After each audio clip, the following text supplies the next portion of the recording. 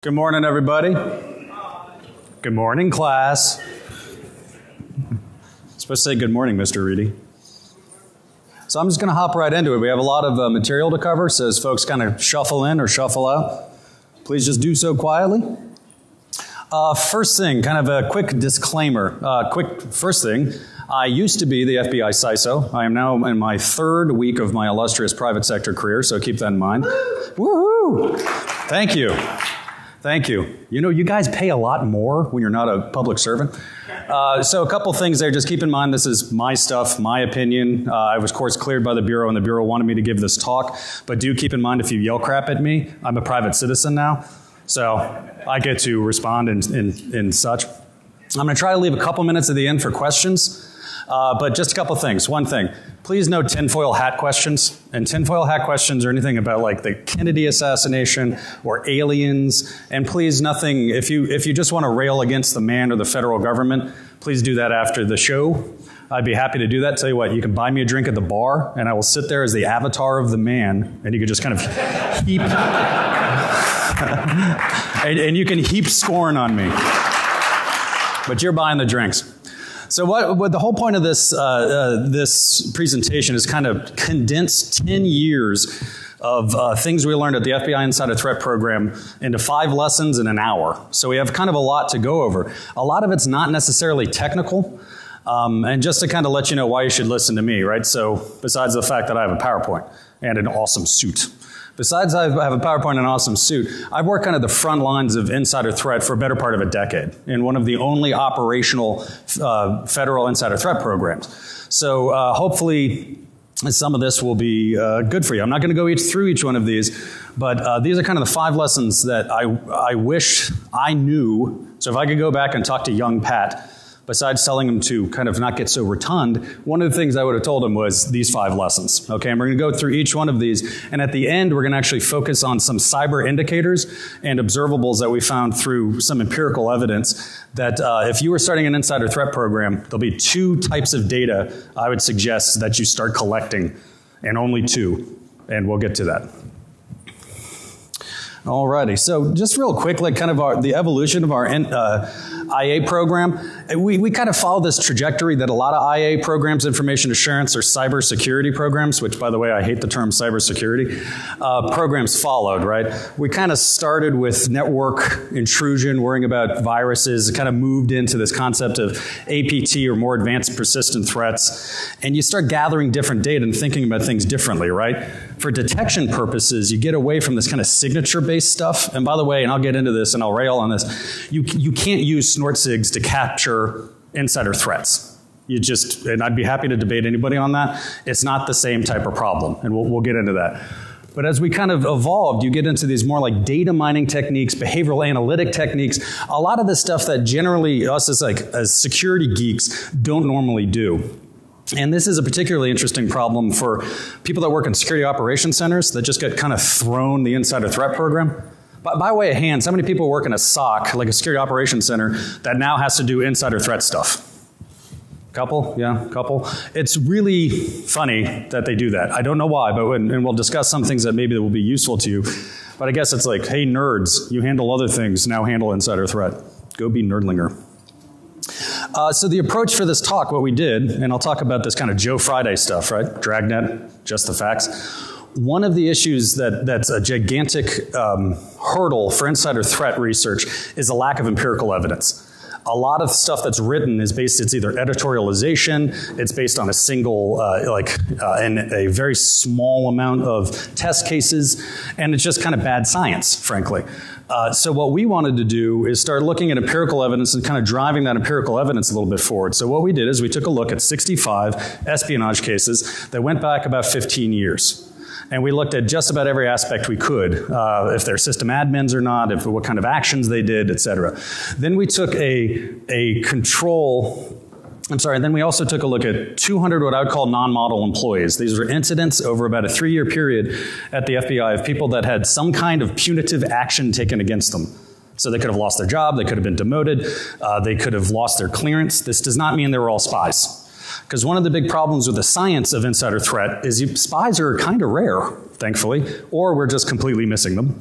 Either one. We don't have a lot of really good test cases. And then what we did is, so you have a test group and a control group, right? Pretty easy. Same way that they do with cancer, right? Lots of people with cancer, lots of people without cancer, and compare the two and find diagnostics. Again, the issue we have here is that insider threats are so rare that we have a tendency to overly fit to problem sets. And we'll talk to that. Okay, so let's talk about the first lesson, the misunderstood threat. I jokingly call insider threat like the emo kid of threats, like no one understands it. One of the problems is everybody always looks at this lens of all security problems are hackers, right? That's not the problem with insider threats. And we'll talk about it, and I'll say this often. Authorized users doing authorized things for malicious purposes. They do not have to run hacking techniques. They do not have to do buffer overflows. They do not have to follow the kill chain. This is all things we'll talk about. Often also, these are people that joined with no malicious intent and had no concept of actually doing any harm to the organization when they entered. The other kind of fundamental shift that everybody as security professionals need to make is away from this kind of IP addressed and network-centric view to people and critical data assets. And most places like in SOCs or security organizations don't have the information, simple information like HR information to say, you know, Pat Reidy is this guy, this is what he works on, and this is what he normally should be doing, this is what he shouldn't be doing. And we'll talk to that. That was one of our critical and most difficult problems. Building an insider threat program at the Bureau is learning the people. And we'll talk about that a little bit in the future slides. So let's talk about what it's not. It's not the knucklehead problem. Right? It's not stupid people.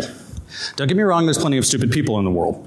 And in our incidents, and one of the incidents last year at the Bureau, about 24% of our incidents were people that were just doing unwitting dumb things. This is our standard user that, you know, hey, a pop-up of a talking moose wants my social security number. Sounds fair to me. And then, you know, and that kind of thing. But we spent a lot of time on it. About 35% of our incident response time was handled just like telling people, when talking moose pop up, don't give them their social security number. And, please don't use the FBI to buy Wang enhancement pills. It's not the right place to do. So one of the nice things about this problem set is that we found ways to kind of positively socially engineer, and we'll talk about that, our user base to make room for our analysts to focus on the really hard problems. I would argue this is the same thing with anything. Advanced persistent threat, any incident, you have to take those things that you can automate out, take human hands off of, and just kind of teach your people.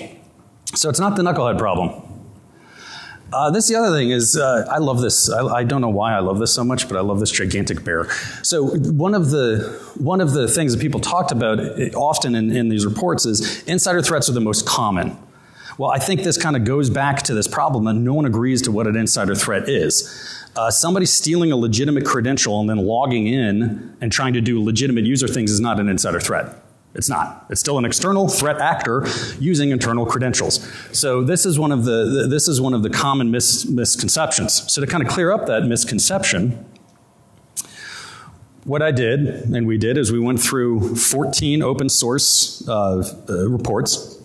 All the big ones, right? FBI CSI, PwnMon, Verizon data loss, and took a look at them using 13 variables and tried to find out how often do malicious, that means knowingly malicious users, they did something on purpose, not necessarily to do damage to the company, but they did something on purpose, broke rules, stole data, et cetera. And it breaks down after over 1,900 incidents, we found about 19% of the incidents are malicious insiders, okay? So vast majority, not going to be an insider. However, if you look at the financial damages, and we'll talk about this, the open source, and then some FBI case statistics, they are the most costly. Average cost about $412,000 per incident, or $15 million a year for an average company. And it's about half that for external threat attacks. Some insider threat attacks have been shown to be over $1 billion or approaching $1 billion. LG is one of them in Korea. They claim that about $1.5 billion of intellectual property was stolen. DuPont, there's several that can go on and on and on. And then when you look at the case statistics, this is the Industrial Espionage Act of 1996 through present. The average loss is about $472 million. That's when it's brought to federal court, and with the Industrial Espionage Act, there's a link to a foreign power for that insider. When you look at the case statistics, 71% of them are coming from China. Now, I'm not saying anything against China. I'm just saying that this is the statistics. And 29% is all other. So $472 million loss, usually these are single incidents, are pretty serious, right? Now, I found it interesting that I guess companies just don't bring anything to federal court until you lose like $400 million. And we're just eating the 15 million bucks. You know, 15 million bucks, you can still go away for a long, long time. So what is an insider threat, right? Well, it's pretty simple. We've talked about this a lot, or I'm going to say this a lot. Authorized user doing authorized things for malicious purposes. When you go in with that hypothesis, it completely changes your detection and your incident response capabilities. Because if you immediately start thinking like an intrusion prevention system is going to help you do that, that's not going to help you. People are not needing to do things like buffer overflows, and they have access to the data they are stealing or that they are potentially damaging. It kind of boils down to an actor with legitimate access and has some kind of trust with the organization. And again, I rail on this just because, like, I understand, and we'll talk to kind of what vendors spin, but you know, the advanced persistent threat is not an insider threat because they use internal credentials, for example. The threat actor might actually be the same. You could have a bad guy out in a random country, fiction a stan, and they could either use cyber attacks against you or they might hire somebody internal. So maybe the ultimate threat is the same, but again, not an insider threat problem. And kind of just frame that, did a quick threat tree here. And down here, how many folks have read any Carnegie Mellon University's insider threat stuff? Yeah, great stuff. If you have anywhere that you want to, they probably have the go-to academic collection of insider threat cases, about 800 going back, I think about 10 years, maybe a little bit more. And they've come up with these different threat models. But essentially you're talking about an internal person with malicious intent, and they kind of boil them down to these four key areas: espionage, IT sabotage, fraud and abuse, IP theft. I would argue you could add unauthorized disclosure. And again, I'm not going to get into a big argument. Unauthorized disclosure for the purposes of whistleblowing or for the purposes of espionage or for whatever other reason, it kind of doesn't matter. That boils down to the human being. But unauthorized disclosure could probably be added there too. So that's kind of generally what we're going to be talking about. So one of the things I want to talk about is kind of like the evil sysadmin, right? I love this, by the way, internet memes. I can sit up like hours a night, look up internet memes and giggle because I'm basically a 41-year-old man in a 12-year-old body. So one of the things I want to do after Snowden is there's a lot of kind of jumping up and down about privileged users, right? System administrators. Saying, oh, well, it's a sysadmin problem, right? Snowden, sysadmin, thus and ergo all insider threats are an insider threat problem. Well, the problem is, let's see what Joe says. Joe says not so much. So when we look at these 200 cases and we look at the espionage cases, 1.5% of the espionage cases were actually privileged users. 1.5%. And then if you look at our internal incidents, less than 1% had to do with privileged users. Now, I'm not saying that privileged user management isn't important. That's important for many, many reasons. For data loss, accidental data loss, having some guy accidentally, you know, drop an entire network because you didn't properly manage them. But building programs on one example is a really lousy idea. And I can tell you that because we kind of did that with Robert Hansen when we started as an insider threat program. We overly fit our detection to a very small amount of cases, one or two, and we came up with lousy results, and I'll talk to you about that. When we talk to IT sabotage, that's probably the one area where 90%, according to Carnegie Mellon University, are going to be sysadmins. So it depends on where your focus is, right? So IT sabotage may be more likely that it's a system administrator, but as far as intellectual property, espionage, fraud, waste, and abuse, much less likely. And why is that? Well, let's think about it. A guy that works counterintelligence as a special agent in the FBI knows counterintelligence like that. You know, most sysadmins I know don't really know that kind of information. They know the network and they know stuff like that. Yeah, they can do a smash and grab operation. But if you look at, again, like a Hansen who can laser focus, steal things, and provide it to the right people, can do far, far more damage. So let's talk a little bit about the intrusion kill chain, right? Everybody knows this. This is great stuff done by Lockheed Martin and Hutchins and Cloppert. Great. This is really great. Most people are using this for APT, right? Well, the problem is this doesn't work for insider threat because insider threats don't need to do things like weaponization and reconnaissance. So what I've come up with is kind of a suggested insider threat kill chain. And I'll refer back to this in a future slide, but you have this kind of recruitment tipping point when people kind of decide to go bad or start going bad. They start kind of doing search and reconnaissance, and by the way, this can be very, very, very small if they work the problem set all of the time. They acquire the data and they work to exfil it some way, shape, or form. Okay? The other thing that's kind of unique to insider threats, especially when you get into industrial espionage, is this concept of kind of operational security.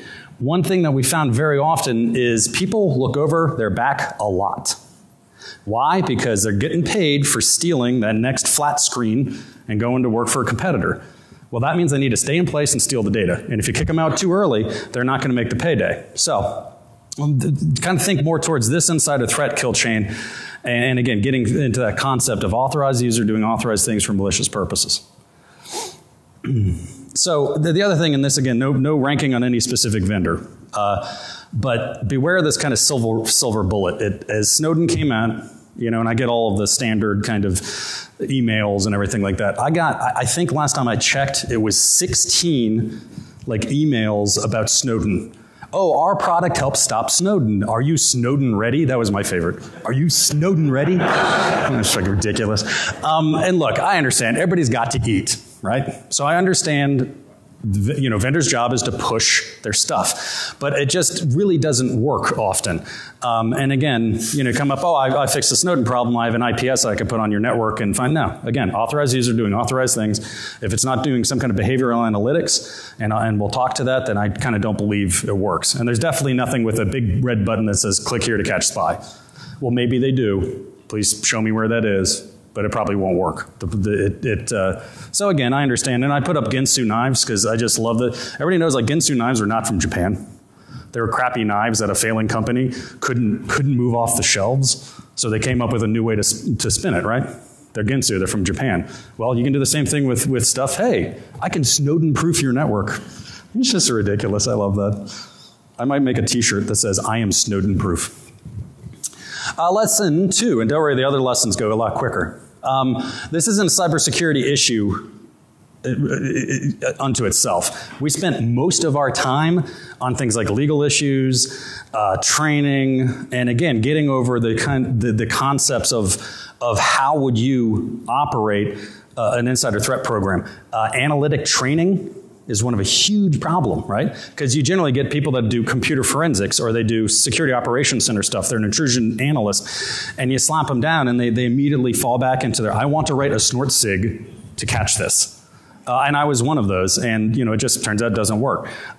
So again, just keep that in mind, that a lot of the things that you need to do is going to be clearing the deck chairs for just being able to do the operations. Oh, and by the way, if you're trying to do things like insider threat intellectual property protection in places like the EU, how many folks are from the EU or do work in the EU here? Right? A lot, right? Germany. Yeah. So Germany, you know, you can't, in some instances, like an IP address cannot be collected because they think they would consider that private information. Well, when you start talking about some of these techniques, you're going to go through a lot of legal wranglings to get it to work. So just something to keep in mind. So, you know, the solution is you really got to take this multidisciplinary approach. Okay? And that is the whole goal is to detect, deter, and disrupt insider threats using different than just cybersecurity, counterintelligence and intelligence approaches, and personnel security. And you do it simply by focusing on the people, enemy, and the data. This is basically the roadmap. It took us 10 years to come up with this. It's mind-bogglingly simple, but it's also very, very important. And we'll talk about a little bit of this because a lot of folks don't do this, especially the people part, right? That's one of the hardest things, is knowing your people. A lot of people go, we track our people, right? We have an EAD or we have an Active Directory, and I get an LDAP query from that, and I got their usernames, I'm done. Like, absolutely not. That's like the beginning of the concept. You know, pretty simple concepts. You need things like HR information. So here, I'll give you a free indicator. A spike in printing on a Friday night, does that matter? I don't know, right? Spike in printing on a Friday night, and the guy was told on Friday morning that he was going to be fired on Monday. Now do I care? It's usually what we call a clue at the FBI. But the problem is something that simple can't be done if you don't have a direct feed from HR saying, hey, this is the guy we're firing, and then you know what that username is. And again, it sounds really, really simple, but just trying to get the legal hurdles and also just technologically set up like that. But it really is critical, and I'll show you why and a little bit more why it's even more critical. This concept of the whole person approach, right? That you can't just look at somebody and what they do on the computer. You got to look at other things like contextual. What I gave you before was HR. That's a context of a given individual and their actions. The other one is cyber. That's pretty easy. That's what most people in here are going to feel pretty comfortable with. You know, system maps and app logs and system logs, et cetera, et cetera, et cetera. The last great frontier is this kind of psychosocial. I'm not the expert to talk here. There's actually a talk we gave at RSA about psychosocial indicators. If anything might be able to predict insider threat, it's probably psychosocial. The problem with psychosocial is things like, let's say all insider threats have narcissism, right? Okay. Go detect everyone in a 75,000 person organization with narcissism. Go. Why are you still sitting here? Go to the problem is you have no idea how to actually turn that into effective indicators. And some of the things that the Bureau and others are working on. But it's a very, very tough thing. And also, by the way, they have to differentiate, right? So differentiation has to do with keeping that test and control group aside. If everyone's a narcissist, that's not a good thing to focus on. And remember, the joke is always, I'm not a narcissist, I'm awesome, you're a narcissist. Know your enemy. This is kind of this concept of reverse targeting.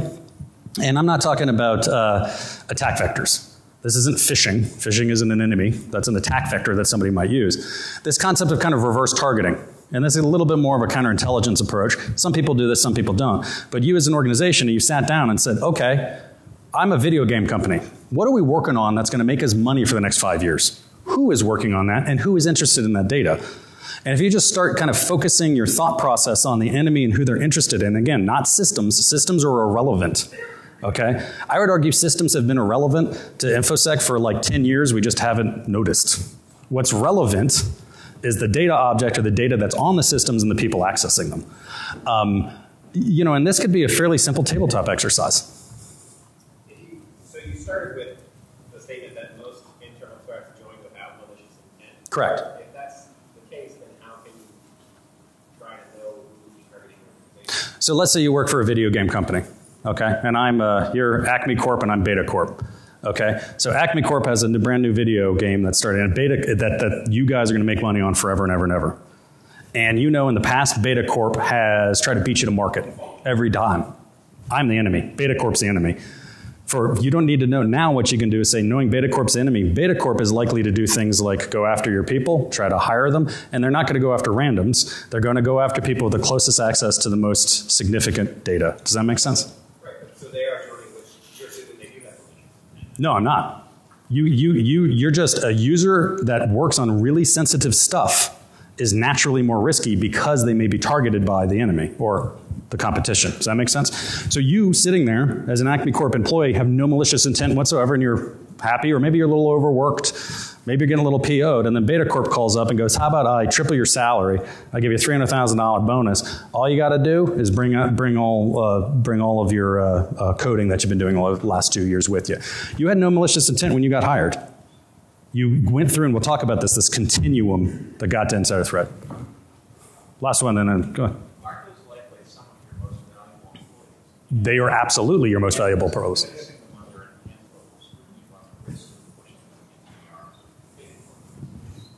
Maybe, right? This is all the things that as different. So the question was, aren't some of these most high value employees? And if you're going to start putting like Big Brother all over them, they're going to get pissed off, pardon the French, and they're going to run to Beta Corp because you're doing this to them. Possibly. But also if you kind of, in my experience, and again, the federal government's very, very different. You remove that expectation of privacy. But you can do these things logically. And if somebody's coming in and you're paying them logically well, and they understand, and we'll talk about this crowdsourcing security idea, I found that individuals tend to really like to, that's their baby, right? And they want to protect what they're doing. And they tend to understand when you inform them what you're doing. What you don't do is do it in the background and not tell anyone, because that's what pisses them off. Is that answered? So let me crank through a couple more of these things. Does that answer the question, guys? All right. So we kind of already hit this, right? We kind of talked about this Acme Beta Corp concept. Know the data. What's the really important stuff? The problem is usually when people talk about asset control and security, they always talk about systems. That just pisses me off. I don't know why it makes me so angry, but maybe because I get angry at really odd things. But they always say, oh no, I have asset. Right here. Here's all the systems I have in the patch level. Okay. What do all of the people using that use those things for? Which one of, if you lose a laptop A or a laptop B, which one are you going to freak out about more? Well, I don't know. That's not asset discovery. Well, yeah, it is. You need, again, know the data, know your people, know your enemy. Well, some things people say, well, this sounds really expensive, right? And it might be expensive to do. I think you could do it right and for far less than what we did it for. But this is another thing that you have to kind of consider. When you talk about return on investment as security professionals, you know, maybe we could do a little bit better. And this is a bit of a soapbox issue, but our go-to thing is the Chicken Little thing, right? Is to freak everybody out, tell them how the world's ending. How about we start talking about value to the customer and value to the company? Well, a good insider threat program, a good data protection program allows you to do things like penetrate hostile marketplaces. Go do work in the most hostile marketplace. I don't care, because our crap can't get stolen. That's a market differentiator for industries. And I mean, mark my words, I say in about 5 years, 10 years, people that take insider threats seriously will be around, and people that don't won't. Because it's just, as we get better and better, finding APT and all that stuff, and that drops down, the easiest thing to do is just flip somebody on the inside, right? And arguably cheaper. So let's go on to the next lesson. How are we doing? We're about 26 minutes in. We're good. Lesson 3. Focus on deterrence. This kind of talks a little bit about, and this is kind of antithetical to a lot of people that do security on this. We want to be in the background, totally quiet, and not tell anybody we're there, because we're terrified that if they figure out how we're catching them, we're going to miss them. Well, I would argue that that's not the best way of going about it. What you want to do is create an environment. Remember I talked about that knucklehead problem? Well, what are you going to do about the knuckleheads? Just let them keep on being stupid? No. You got to interact with them, and you got to train them, and you got to socially engineer them towards something that you want them to be. So this is, again, making this concept of kind of rumble strips of the road. Somebody starts doing something wrong, burn, you knock them back into place. Right? And you can do this on a bunch of different things. Maybe it's an HR thing, maybe it's a computer security thing. Maybe that guy that's working on your next great video game is getting a little angry. You find him in an incident. Maybe you could talk to the guy, get him, I don't know, a shiatsu massage and see if he's feeling a little bit better at the end of the day. It's all of this idea that we do as security professionals that's just wrong, right? We take one problem, Snowden, and we just generalize that across everything. Don't get me wrong, it sells software, but it doesn't solve any problems. What we need to do is make logical risk decisions, right? So what do we do at the Bureau with this? We did this thing that I call crowdsourcing security. It's a crazy idea. You actually trust your users. You provide them, you assume most of them are good, but you trust but verify. You actually provide them the tools to secure their own data. Don't get me wrong, you're watching this entire thing, and you lay back and see what happens. This is a complete head turn on how we normally do in the federal government. Normally federal government, you have a centralized security policy capability, and you just enforce out from that, and you really don't care what the end users say. Well, this idea kind of came from this guy, Francis Galton, or Galton, depending on how you want to pronounce it. He's a eugenist. A eugenist is a nice way of saying he's basically an economic racist. The idea is that if you're rich, well, it's true. If you're rich, you're smart. If you're poor, you're stupid. And one of the things he did is he took a bunch of oxen, and he paraded them in front of a bunch of unwashed Irish farmers, and they had biologists guess how heavy they were, and then had the farmers. And then lo and behold, when he took the average of all of those, the subject matter experts were way wrong compared to the people that used and worked with the oxen every single day. So the light bulb kind of went off in my head saying, we do the same thing with data, right? We try to dictate onto a programmer what is important to that person. That's ridiculous. The only person that really knows that is that programmer. Don't get me wrong, you need to give them framework and you need to give them how to do that, but you let them do it yourself. This was kind of hilarious doing it as a bureau, and this is one of the reasons why.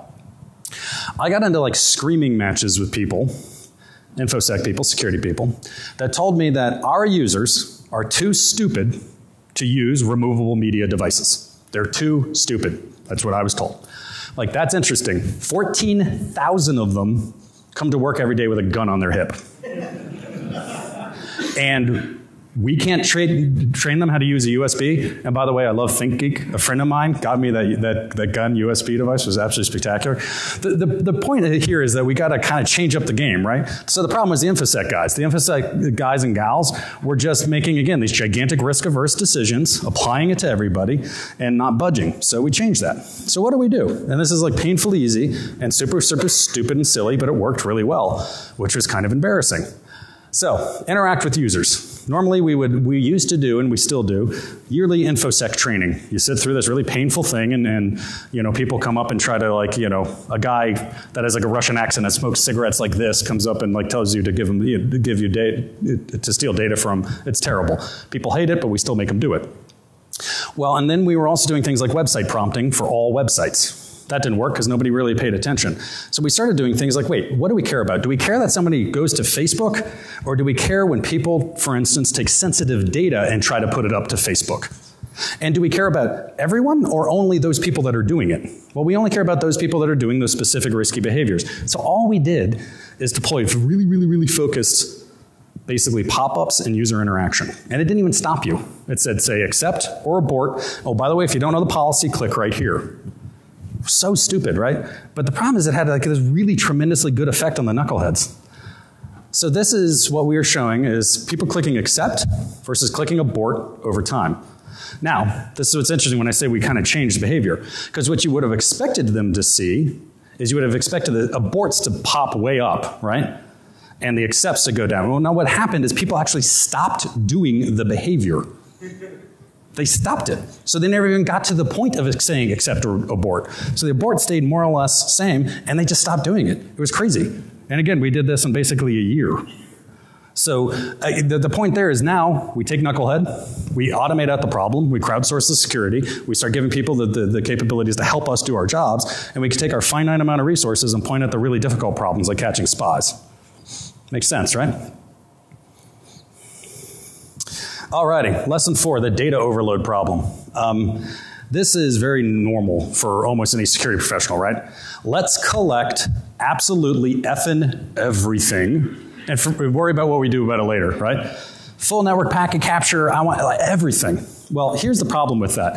This is us starting our starting our insider threat program, and then just this massive data explosion, okay? Tools start really failing really fast when you start getting into those high levels. You ever try, you ain't running grep on 2.2 petabytes of information.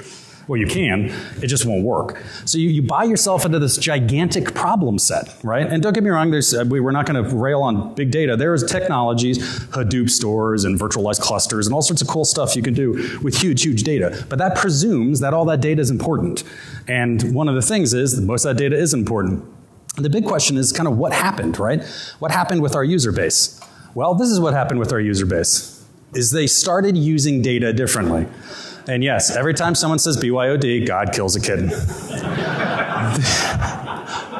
I love this one. Having said that, well, it's like, well, it's great. I get the applause on killing kittens. I like kittens. I said this differently in a different talk, and people are like, FBI kills kittens. I like kittens. They are delicious, and they're. I'm joking. What happened with our user base is what happened with everybody's user base. Data is expected to be everywhere always, and people want to be anywhere always and get at the data. So all of a sudden, most of the data starts getting spread out, and we're running around trying to catch it all. By the way, is BYD going anywhere? No, I'm sorry, it's not. Wave bye-bye to the idea. It's going, and by the way, how long have we been doing BYOD? The answer is forever. Right now, I mean, OWA, Outlook, web access, giving people access to email remotely. They ain't doing that always on corporate hardware. So the issue is that as we have this data explode under us because the way people are using data changed, what do? Well, we can focus on the data. So what I would suggest to you is there's 2 primary data sources. If you had $1 to spend on insider threat, you'd spend it here. It's not packet capture. It's not antivirus. It's not that. It's two data sources. One is HR, right? And that's not just the people. Ideally, it's HR in the feeds. Actions happening and normative analysis on a given user's normal behavior. And specifically, and I'll show you some of the data, we looked at data ingress and egress and volumetric anomalies therein. Okay, so we looked at volumetric anomalies, how big. We looked at frequency anomalies. We looked at a lot of stuff. Frequency, volume, time, so rapidity, how rapidly they did. And we tried to see which one of those, again, is classifying against the control and the bad guy. Okay, so let's take a look. This brings us kind of lesson 5. Detection of insider threats, kind of hard. Anybody read the book Black Swan by Taleb? It's a spectacular book. Yeah, great book. I highly suggest it. So basically, push comes to shove, what it says, and there's a lot of actual empirical evidence to back this up, is that predicting events, really rare events, may actually be impossible. Okay? Well, that's kind of a big deal, because most insider threat programs, and even with all due deference to the executive order, is pushing this idea is you got to predict them. You got to predict before they become bad, and you're going to, you know, kind of like this future crimes division from that. What was that? Minority Report. Thank you. That was the one with like 3 people and they're like in KY jelly and yeah. That was, we have those, by the way. Bureau has those. I always like, why are they in KY jelly? It's very strange to me. Anyway, sorry. Sorry. But the point on this is don't waste time and money on basically the impossible. And I'll tell you, you're looking for red flags, as we call indicators, over time. And we talked about this a little bit, right? This insider threat continuum. When I said people usually come in, right? They're not insiders. They're here. They're bright-eyed, bushy-tails. Then, you know, as they start to work, their hopes and dreams get crushed slowly. And then they start realizing what's going on. Now, normal people, I'd hate to say normal people, hit a tipping point. And what would a normal person do if they're in a job that they hate? Quits. What's really interesting, when you listen to the transcripts of some of the espionage of some of the spies, Hansen, Pitts, some of the big ones, right? Almost all of them say the same thing. And again, I'm not a psychologist. They say, I had no choice. My back was up against the wall. I had no choice. Pitts, perfect example. This guy's got a law degree, been in the bureau for, I can't remember, 15 years, something like that. He could have easily gotten a job. And this is back when the job market was pretty decent. So they somehow think they're trapped. It's kind of odd. But the point is that relying on forecasting and predictive analysis towards a tipping point where somebody might just literally quit because they're normal or go become a spy, again, it's probably too variable to predict. What I'm suggesting is, again, you use that positive crowdsourcing and positive social engineering, get that environment uncomfortable for an insider to thrive in, tap down the problem, and go after diagnostic analytics. That means actually diagnosing actual insiders operating in your control group. Then you're preventing, but then you're finding them if they find them. Find them, tackle them, tag them, bag them, getting them out. Okay? And you know, over time, as you have an environment where it's really difficult to be an insider, all you got to do is make it more difficult than the next guy. Right? It's like that ADT sign on your house. They ain't breaking into your house, they're going to go next door. So somebody could go work for like the State Department. It's a joke. It's a joke. Too soon. Too soon. So the problem with prediction. Everybody know Puxatony Phil? For those of you that are not Americans, let me explain Puxatony Phil. Puxatony Phil is a long-standing honor tradition in America. Once a year, we take a rodent, that's basically a large rat, and 2 kind of drunk people talk to him and ask him if we're going to have a long winter. And the rodent tells them, and then we put it in the newspaper because it's a slow news day and everybody goes, oh, did you hear that Puxatony Phil saw a shadow? It's completely ridiculous. But here's the funny thing. So Puxatony Phil, how many chances does he have? He has 2 choices, right? So random would be what? 50%, right? Flip of a coin. He's 60% accurate going back 25 years, I found. Kind of cool, right? Here's the funny part. Our initial beta system for our insider threat detection mechanism, when we went back and actually looked at it, you know, using science and stuff, was worse than random. So let me just let that sink in for 5 seconds. A rodent was more predictive than our initial system, which I'm immensely proud of, by the way. So I always said, like, we should just get Puxatony Phil and, like, wave him like, spy? No, okay. Spy? No. Like, oh, he grunted. Oh, Lord. Now, having said that, we didn't ever do that, because apparently your PETA gets really PO'd if you have rodents. So we couldn't have a rodent. So how do you do it, right? The problem is, again, you have this cacophony of people, most of which are there trying to do their jobs, some of which might be doing something odd because they're slightly angry, and maybe some start looking like an insider, and they're just going to quit. Well, what you do is pretty simple. You, again, like we said, don't try to predict them. Look at those things that are differentiating, specifically behavioral detection. Okay, and we'll talk about this and some of the mistakes we made. Again, think more like a marketer than an IDS analyst. So real quick, sorry we're doing, we're 40 minutes in. So this came to me, so I was in California and I was buying shoes. I was buying shoes at a Nike outlet and my Amex got flagged, right? No big deal. But I wasn't buying a lot, so I was interested. So I talked to the person, and I'm like, how did you flag? And they're like, oh, don't worry about it. You know, we unlocked it. I'm like, no, I literally want to know how you flagged. So this poor woman that was probably, I don't know where she was, but I kept her on the phone until I got to somebody who said, why did you flag? And that guy, and he could have been lying to me, by the way, but I don't know. I thought it was cool. He said, the reason we flagged you is because of this. We've never seen you buy, it's locational, which I understood. I'm usually in DC, and now I'm in California. The number of shoes you bought at one point is different. And we never saw you buy them in this color. Right? Kind of spooky. You think we're good? Think the Bureau's good? I'd worry about your credit card companies. So I'm like, that's freaking terrifying, because I was buying some pink shoes. They were for my daughter. I happened to get them in men's 10 because she likes wearing large shoes. And by the way, insert J. Edgar Hoover jokes here. The point was that kind of like light bulb we brought back to the team and said, you know what they're doing there is they're doing behavioral analytics on individuals. So we started looking down the behavioral analytic track, and let me show you what happened. We started doing what people would normally do, right? Behavioral analytics. What we're going to do is we're going to take the average of what people do on, let's say, data ingress and egress. And by the way, I point to that is because Carnegie Mellon University, some folks up at Columbia, a lot of them point to that as potentially a differentiator. So we took everybody's average, and then we took our control group and looked at average, and you know what we found? Absolutely no statistical relevance whatsoever. Anybody know what happened? Anybody want to guess? Anybody know what a normal distribution is? We normalized the bad guys, and also we did the worst thing, right? Did a assumption. When you assume, you make an ass out of you in umption. What?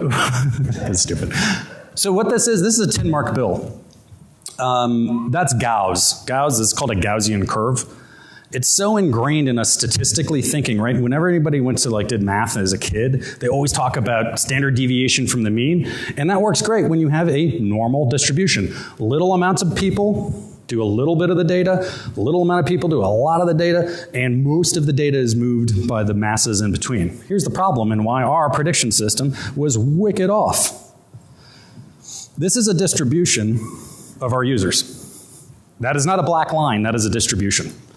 So what we had is these massively skewed distributions. What happens when you try to take a standard deviation and put it on this data? Wah, wah, wah, wah. You get worse than a rodent prediction, right? So, Puxatony apparently was better at math than us. The point with this was that what we found was when you dumb out, like I said, normalize everything out, you just lose everything in the noise. So this is a terrible way of going about business. Though, it concerns me because there's a lot of folks, to include people that sell and are starting to sell insider threat detection mechanisms, that do precisely this. Take the standard deviation of everybody always doing stuff and use that. It's no good. Pat Reidy's opinion. So what we did do is we said, okay, screw that. We're not going to do that. What we're going to do is do behavioral analytics on an individual, on yourself over time. That means you as a person, your averages or your norms, and when we said norms, we would take it on a given day and then look that way. Now we started finding differentiation. What we found was in a 90-day time frame, 21% of the test users, those people that had incidents, actually showed spikes in 90 days versus 12 of the control. So immediately, this is a good, so what, anybody know what a ROC curve is? So this is good and bad. What this shows is it's differentiating. That means that if this fires, you're about twice as likely to have a quote unquote bad person in your net than a good person. The problem is the detection rate still pretty lousy, right? 21%, that means 8 out of 10 bad guys aren't going to, they are going to not fire this one indicator, which goes back to the original thing, which is there's no silver bullet. You will never find, in Pat Reidy's opinion, and we never did in 10 years, a single indicator that always worked all of the time. Only when we started taking that kind of holistic, whole person approach, right? We started looking at the context, we started looking at psychosocial, we started looking, again, particularly with HR, and then overlaid your normal system behavior that we start actually finding true differentiation. So that's why when I say if you had $1 to spend it on two things: HR and then a user's normative behavior. Because if you get that going, you're kind of cooking with gas at that point.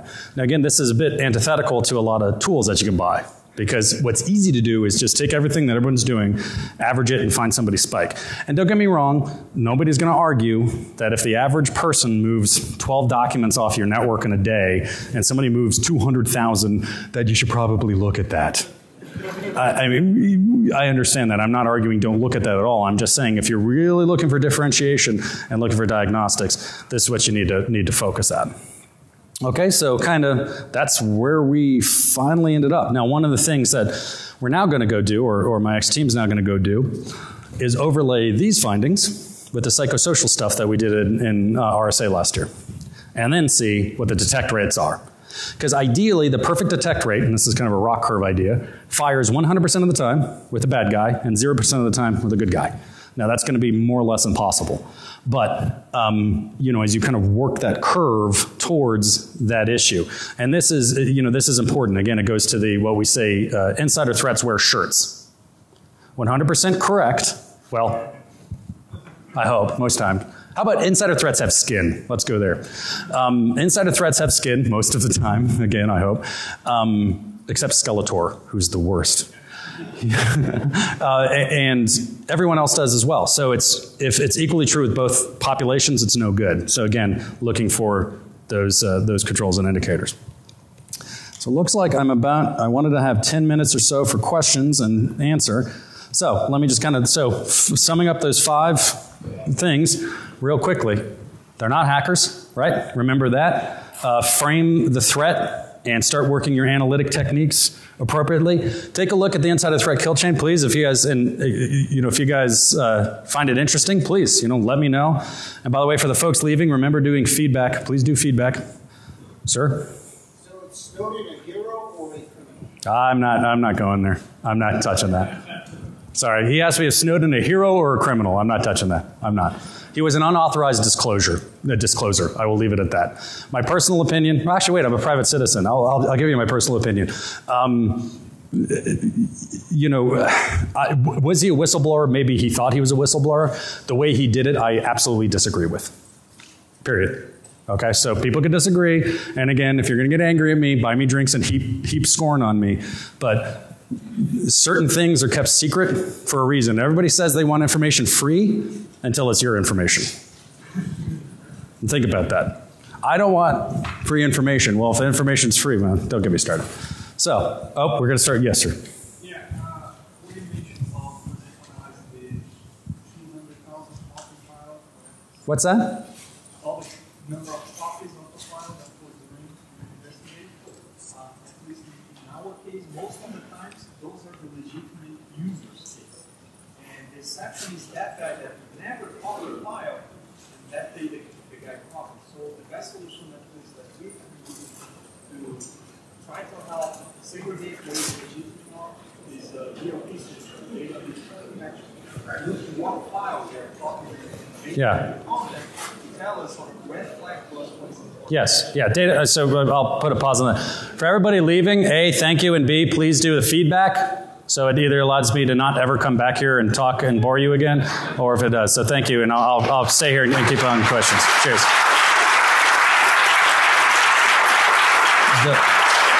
So the comment here, as I heard it, is that, that essentially often normal users and bad guys can kind of meld together, and that the utilization of data loss prevention tools was very helpful in your case. I would absolutely agree in that. You know, one of the tools in our toolbox is data loss prevention. Done well, with kind of understanding that, you know, it's not a hacker problem, don't write policies and things trying to find hackers, we found real great stuff. So my rail against vendors wasn't that there's no good technology there. DRM, DLP, there's some really spectacular technology out there, but like everything, it's a tool and you need to know how to use it. Sir.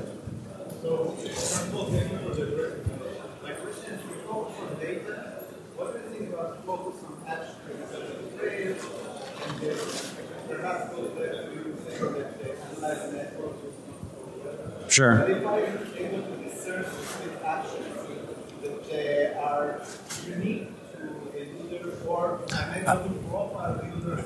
Absolutely. Yeah. I think absolutely. You and I are speaking the same language. So what I was talking about is actions. I mean, if we go back to this slide real quick, and actions, or what we called observables, in these three major categories. So what I was doing in this presentation was focusing on observables and actions on the cyber side. But absolutely, just like I said, like is going to be fired like a specific action within contextual, a flight overseas or a bad credit rating or something, that any of it is an observable, and an observable needs to be something that you can, is an action or something that you can record or see.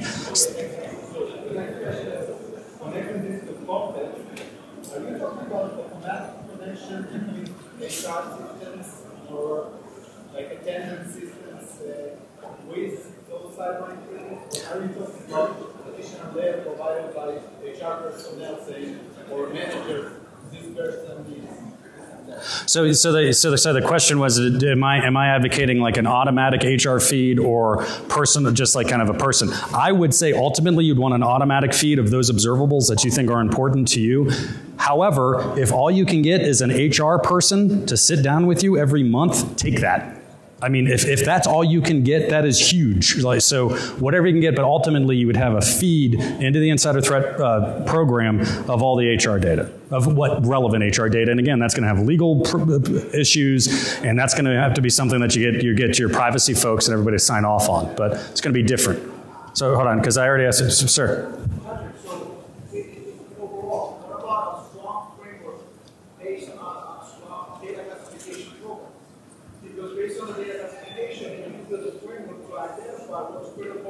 Data that's actually leaving or moving. Oh, hallelujah, yeah. And then based on that, we can actually do file integrity and basically look at what people move the most and how. Oh yeah, absolutely. I mean, absolutely. So they said, what about data classification, understanding sensitivity? That's again goes back to know your data. Absolutely. If you go down to like this slide past the dead kitten towards, you know, these, right? As you start salami slicing further and further down into behavioral analytics, what we have found is if you can do like, so spikes on somebody printing against yourself is interesting. Spikes on somebody printing against yourself of sensitive data is more interesting. So absolutely, as you slice, it's the more you know and the more dimensions you can give on it, the more differentiating it becomes. So absolutely, I was just in here, you know, sometimes the problem is a boil the ocean problem in insider threat, because so people start thinking, if I don't have data classification, if I don't have an automatic feed in HR, if I can't do any of this, right? Well, no, you can start doing some of this simply with a person from HR and, you know, with some pretty simple logging. What way of framework do you follow to create a maturity of getting what happens now? Is this specific framework? Sure. It's funny you mentioned that, and I actually didn't have in these slides because I thought it was a little too much to cover, is that we have an ontology, a indicator ontology that we started, actually working with Carnegie Mellon University, that we're looking at doing a reference implementation in OWL. So literally what you'd be able to do is abstract out indicators in those three buckets and actually apply them to different, whatever log stores you may have. I could, if I can give me a card, I could send you some information on that. I don't, again, I'm a private sector guy now, so I don't know where they are as of the last couple of weeks. They were still working on it. I'm assuming they still are, but I had a backup slide, but I could show you that later. Sure. Oh, sir. Yeah, then I'll get you. I'm sorry. Let's do. Sorry, he was up first. Yeah. Yeah. So you haven't talked at all about the use of like false flag techniques and other kind of more talk about how that fits into your. Sure. So running false flags and doing things like honey tokens and absolutely could fit right in there. When this had to do with kind of detection based on kind of behavioral analytics. More mature programs would link more things on top of that. So yeah, absolutely. You want to run you can run honey token stuff operations. You can run, thank you, denial deception operations. The only thing I would say is doing that as a starting point, I would argue is too much too soon. Because if, let's say you do a false flag, right, and somebody picks up a fill in the blank, they log into something they shouldn't, or they pick up a piece of data. Your immediate questions are going to jump into HR type of questions. Who is this guy? What does he do for a living? How much access does he have to what system? How much does he get paid? Where does he live? And so if you don't have the kind of foundation, I would say that's kind of like green belt, maybe a little bit higher, purple belt insider threat ops. And this is like white belt, yellow belt type of conversation. But yeah, no, absolutely. Yes, sir.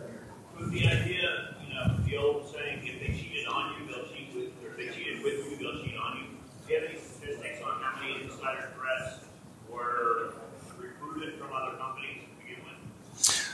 You mean before they came in? Yeah, and they turn around and flip back on it, Oh, and then they flipped on the, that's really interesting. You know what? No, I don't, but that's a really interesting idea. So you're talking about, so like somebody goes from Acme Corp to Beta Corp, and then they, from Beta Corp to Zeta Corp on the same, that's really interesting. No, I haven't. Now I want to. That's a cool idea. That'd be like a recidivism type of view. Right. Yeah, that's a nice, You're saying about 95% of the time without malicious intent. True, but now this is interesting, like this, how can they do this to people multiple times? I don't know, because that's kind of the initial time. But that's an interesting idea. Huh. Maybe I'll do that next year at the talk. Sir, and then I got somebody. Well, actually, hold on. Give me 1 second, right here. Besides terminations, what do you find relevant in HR data? HR data, I hate to say almost everything, but but at least terminations, hire fire events, promotions, demotions, movement of one group to another. All that stuff's important. And what's also just like, by the way, I'd also say that stuff is golden for APT. Because advanced persistent threat folks, they're not going after a system, they're going after pieces of information, and they're targeting people. It works a lot, very, very well with that too. So those kind of couple of things I would say. If you could start just with that, the rest of the stuff is nice to have, and anything that we may have, I don't want to, the Bureau had, I wouldn't want to discuss, but usually when you start getting into things like pay and people really heavily private information that's not just corporate, it gets a little sticky. But if you get just those, 5 things, I think you're in good shape. I had somebody over here. Yes, sir.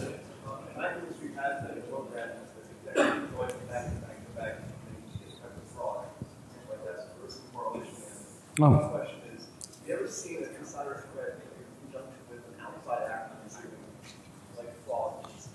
So without getting into specifics, so the question is, have I seen external threat actors operating in concert with internal threat actors? I can't give you specifics, but the answer is yes, and on more than one occasion. So keep in mind, again, if you go to the advanced persistent threat problem and you say let's say we'll assume it's a state-sponsored cyber adversary issue, okay? I'm not saying it is or it isn't, we'll just assume that. Nation states that are running intelligence operations don't just run cyber operations, they run human operations too. So we do it, they do it, it'd be very, very common. So the answer is yes, I can't get into specifics, but absolutely. And by the way, it's a good point. I often want to knock people's heads together when they're talking about APT as this like ethereal thing out in the universe of evil and having no correlation back to, again, insider threat programs. You need to answer and collect the same data to combat APT as you do to combat insider threats. Who are my people? What are they working on? What's my most interesting information? What's going to put me out of business in 5 years if someone steals it? And the threat knows that. And they're not nice enough to only kind of like try to break in on the computer systems. It's an intelligence op. So they're going to do things like try to flip people internally. It's just if you're seeing it or not. That's somebody else bouncing around? No? Quit. We got to quit. Thank you very much, everybody. And I can answer questions on the hallway. Thank you very much.